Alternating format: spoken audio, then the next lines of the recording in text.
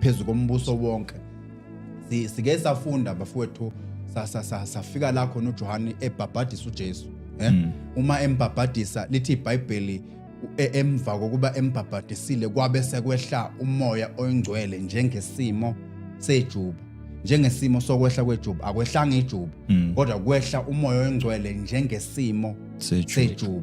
Uma uwehla umoya oyingcwele njengesimo sejuba umoya ophakemeyo wawuphezulu kwakhe. uDaniel inkosi lithi iBhayibheli wabadlula uDaniel abanye laba ba120 ngokuba ubadlula ngokuba umoya ophakemeyo uphezulu kwakhe.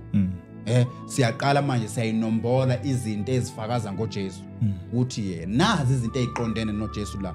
Sithola ukuthi uDaniel here is a shadow of Christ because umoya ophakemeyo wabuka uphezulu kwakhe. NoJesu emva kokubhabhadiswa uJohane kwavela umoya owabe ukade uphakeme wehla uzohlala phezulu kwakhe. Emva kolokho sithola ukuthi kwavela izwi ezulwini lithi lo indodana yami engithokozile ngayo izwani yona, noma lo indodana yami engiyithandayo. So uDariyu kuvela ukuthi wamthanda uDaniel wabe senhlizweni yakhe. Mhlawumbe singaqala nje siqale kuleyo ndawana leyo ukuthi nazi izinto eziqondene noKristu la, nazi izinto ezithi mazibe yisithunzela so bekuzakuza